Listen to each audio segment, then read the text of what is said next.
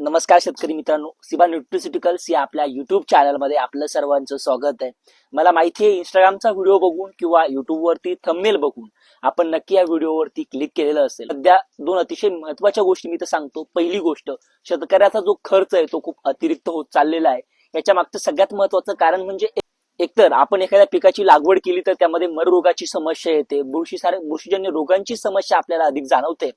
त्याच्यानंतर दुसरी गोष्ट की ज्या पिकांमध्ये आपण फर्टिलायझरचा वापर करतो, फर्टिगेशन केल्यानंतर जे अपटेक आहे ते अपटेक आपल्या पिकामध्ये होत नाही. मग या सगळ्या समस्या आपण कशा रीतीने सॉल्व्ह करू शकतो. जर तुम्ही इंस्टाग्रामवरती व्हिडिओ बघितला असेल तर त्याचं थोडक्यात सांगून देतो. नेमकी त्या व्हिडिओमध्ये काय झालेलं होतं, तर त्या व्हिडिओमध्ये 100 लिटरचं एक टिपामध्ये द्रावण तयार केलेलं होतं. त्या द्रावणामध्ये पाणी आधी घेतलेलं होतं आणि तो द्रावण थंड जागेत तयार केलं होतं. याचं मागचं सगळ्यात महत्वाचं कारण, बॅक्टेरिया जर तुम्ही उन्हामध्ये तयार केल्या तर त्या मृत पावतात. म्हणून बॅक्टेरिया थंड जागेत तयार करावे लागतात. त्यांची जे काउंट होते ते हायर काउंट होते. सिबा न्यूट्रिसिटिकलचे ते काउंट आपण वापरलेले होते. बघा, हे जे बॅक्टेरिया आहे, न्यूट्रिसोल एन, न्यूट्रिसोल पी आणि न्यूट्रिसोल के, मी यांच्याबद्दल तुम्हाला माहिती देतो. पण ह्या बॅक्टेरिया आपण त्याच्यामध्ये टाकलेल्या होत्या. 100 ग्रॅम आपण तिघांचा वापर केलेला होता.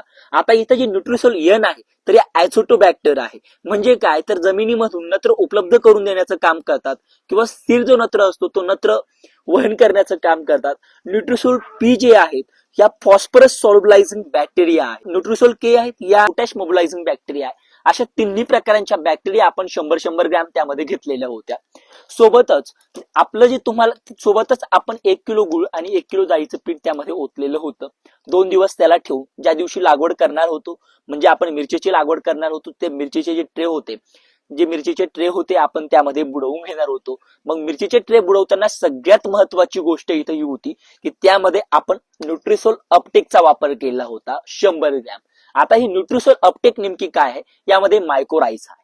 आता मायकोराइझा नेमकी काम काय करतं, तर हे एक मित्र बुरशी आहे जी आपल्या झाडांच्या ज्या मुळ्या असतात त्या मुळ्यांच्या भोवतील एक जाळ तयार करते आणि आपल्या झाडाला सपोर्ट करते की बुरशीजन्य रोगांपासून तर आपल्या पिकाचा तिथं बचाव होतो. दुसरी गोष्ट, आपल्या पिकाच्या ज्या मुळ्या आहेत त्या दणकट सुद्धा होतात.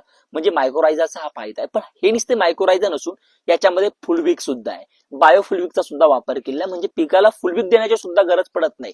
असे बेस्ट मायक्रोरायझा आहे. याचा वापर 100 ग्रॅम केला होता. जर याचा हे मायक्रोरायझा बद्दल थोड्या गोष्टी सांगून टाकतो. पहिली गोष्ट, स्प्रेसाठी सुद्धा चालतं. 2 ते 3 ग्रॅम प्रति लिटर पाण्यासाठी तुम्ही जर घेतलं तरी स्प्रेमध्ये चालतं, किंवा 250 ग्रॅम हे तुम्ही ड्रिपने सुद्धा देऊ शकतात. असे याचे एकूण फायदे.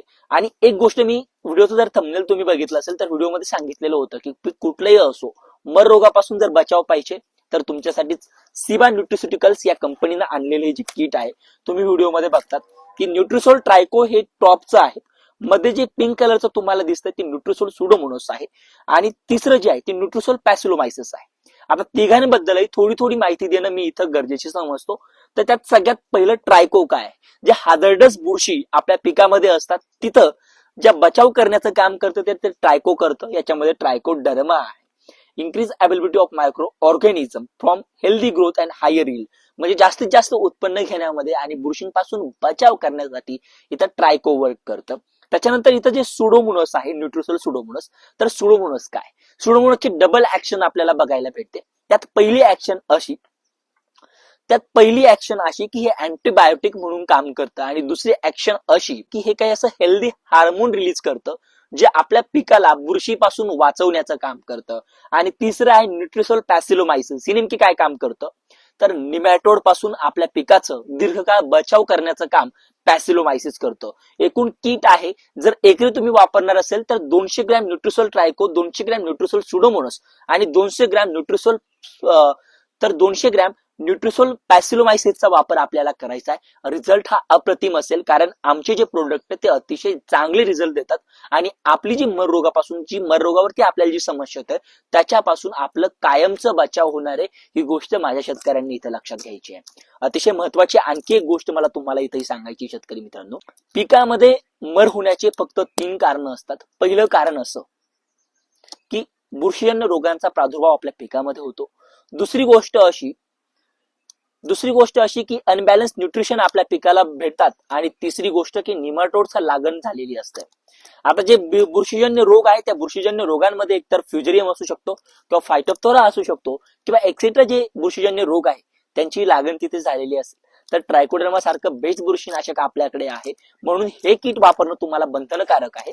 जर याचा वापर केला तर कुठलीही बुरशी असो किंवा जे मर रोग आपल्या पिकामध्ये आपल्याला आढळतो त्याच्यावरती आपण आरामात नियंत्रण घेऊ शकतो.